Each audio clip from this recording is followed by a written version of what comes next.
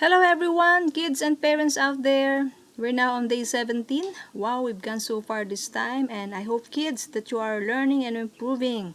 And thank also your mom and dad. Appreciate them for being with you and guiding you all the way. So let's start. Lessons for today: learn the letter sounds of N and Q. Read words with short vowel E and O sounds. So are you ready, children? Okay, so as a review, let's read the words with short vowel E sound. So remember that letter E is a vowel letter and the sound is E. E. Okay, so let's read this. Sound it first. At, set. Next. At, met.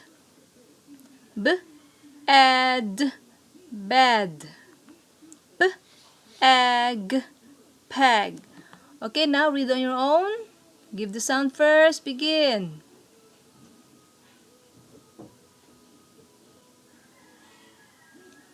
Next.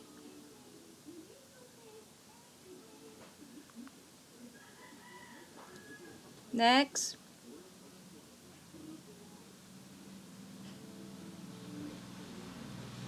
Next.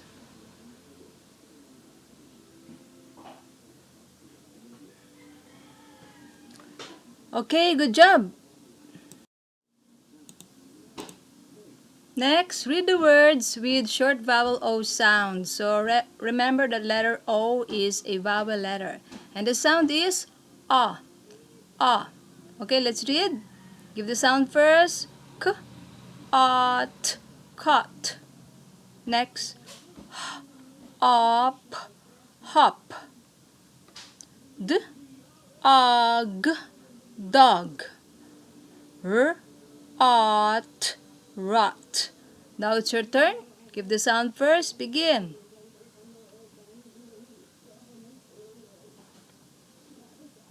Next.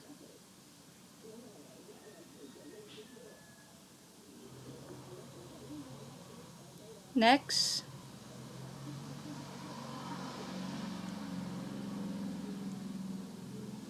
Next.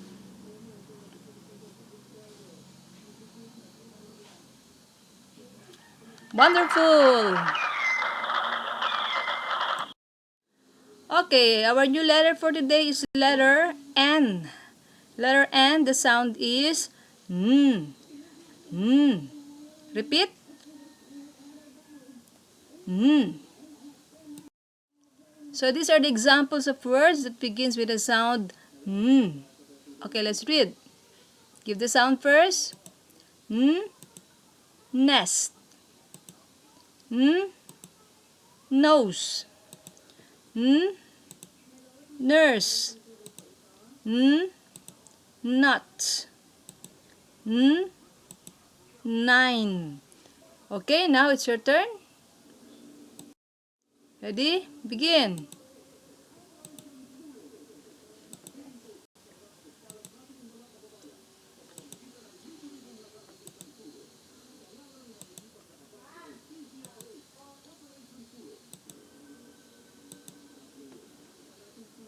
Alright, good job. Okay, next letter is letter Q. Letter Q, the sound is K. K. Repeat. Okay. So these are the words that begins with the sound K. Okay, let's read. K. Queen. K. Quail. K. Question. K. Quilt. Now it's your turn. Give the sound first. Begin.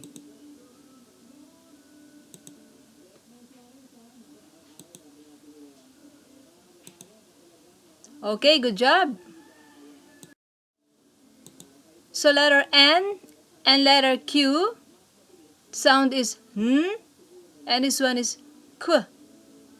N as in nurse, K as in queen. So don't forget those sounds. Do this activity. Read the pictures with the beginning sounds of N and Q. as in N and K. Okay, let's read. Sound it first. Begin. N, nose. K, quail. K, queen. N, nuts. N, nine. K, question. K, quilt. Okay, now it's your turn. Give the sound first. Begin.